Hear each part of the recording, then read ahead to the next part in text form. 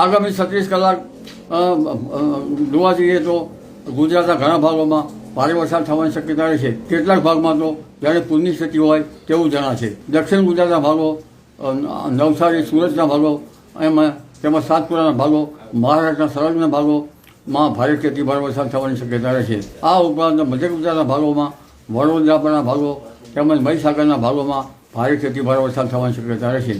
પંચમહાલના ભાગોમાં ભારેથી અતિભારે વરસાદ થવાની શક્યતા રહેશે. મહેસાણાના ભાગો, આ ઉપરાંત લગભગ ખેરાલુના ભાગો, વડનગરના ભાગો, માણસાના ભાગોમાં ભારેથી અતિભારે વરસાદ થવાની શક્યતા રહેશે. દ્વારકાના ભાગો, વિરંગામના ભાગોમાં, કચ્છના ભાગોમાં પણ ભારે વરસાદ થવાની શક્યતા રહેશે. સાબરકાંઠાના ભાગોમાં પણ ભારેથી અતિભારે વરસાદ થવાની શક્યતા રહેશે. એટલે આ વહન જમવું છે અને અમદાવાદના ભાગોમાં, નીચાણવાળા ભાગોમાં પાણીથી જળમગ્ન થાય તો પાણીની નિકાલની વ્યવસ્થા કરવી યોગ્ય રહે. અત્યાર સુધી જે બંગાળની ખાડી શાંત હતી, પણ આવતીકાલથી બંગાળની ખાડીની અંદર એક સિસ્ટમ બનશે જે સાયક્લોનિક સર્ક્યુલેશન હશે અને એ સાયક્લોનિક સર્ક્યુલેશન છે એ આપણે આંધ્રપ્રદેશના ભાગો ઉપર થઈ અને ઉત્તર પશ્ચિમ દિશા તરફ ગતિ કરશે. એટલે મહારાષ્ટ્ર અને મધ્યપ્રદેશ તરફ આગળ વધી અને ગુજરાત ઉપરથી પસાર થશે.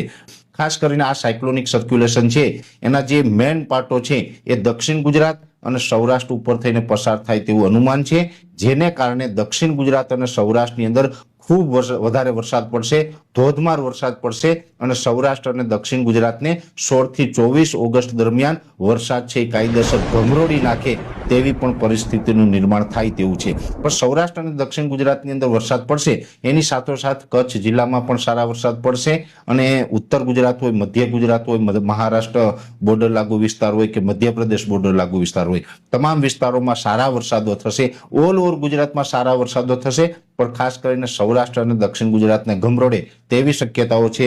આમ જોવા જઈએ તો સૌરાષ્ટ્રનો સોમનાથ જિલ્લો અને કચ્છ જિલ્લો આ બંનેની અંદર સૌથી ઓછા વરસાદો ચાલુ વર્ષે નોંધાયા છે. એ વિસ્તારોમાં પણ હવે વરસાદ છે ધબધબાટી બોલાવે તેવું એક અનુમાન છે, કેમ કે હવે આ સિસ્ટમ છે એ બહુ મોટી છે અને આ સિસ્ટમ છે ગુજરાતના ઘણા બધા વિસ્તારોને અસર કરે તેવું. સૌરાષ્ટ્રના ખેડૂત ભાઈઓ અને રાજ્યના અન્ય ખેડૂત ભાઈઓ વરસાદની રાહમાં છે, પરંતુ હવે તારીખ 15મી ઓગસ્ટથી વરસાદી સિસ્ટમો સક્રિય થશે. સાયક્લોનિક સર્ક્યુલેશન અરબ સાગરમાં થવાની શક્યતા રહે છે. બંગાળ ઉપસાગરમાં પણ તારીખ 17 ઓગસ્ટથી મજબૂત સિસ્ટમ બનશે. એટલે અરબ સાગરની સિસ્ટમના કારણે તારીખ 19, 20, 21, 22માં દક્ષિણ સૌરાષ્ટ્રના ભાગોમાં ભારેથી અતિભારે વરસાદ થવાની શક્યતા રહેશે. આ ઉપરાંત 17 ઓગસ્ટવાળી સિસ્ટમ લગભગ 19, 20માં મધ્યપ્રદેશ અને ગુજરાતના ભાગોમાં આવતા ગુજરાતના કેટલાક ભાગમાં ભારેથી અતિભારે વરસાદ થવાની શક્યતા રહેશે. સરદાર સરોવર ડેમની પાણીની સપાટી વધવાની શક્યતા રહેશે અને આ વરસાદના કારણે કેટલીક નદીઓમાં પૂરની સ્થિતિ પણ રહેવાની શક્યતા રહેશે.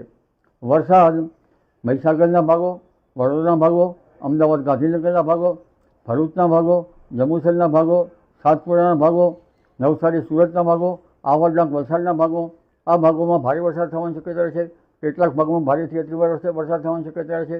તાપી નદીનું જળસ્તર પણ વધવાની શક્યતા રહેશે.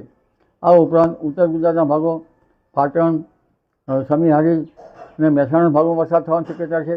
કચ્છના ભાગોમાં ભારે વરસાદ થવાની શક્યતા રહેશે. રાજકોટ અને ઉત્તર સૌરાષ્ટ્રના ભાગોમાં કેટલાક ભાગોમાં ભારે વરસાદ થવાની શક્યતા રહેશે.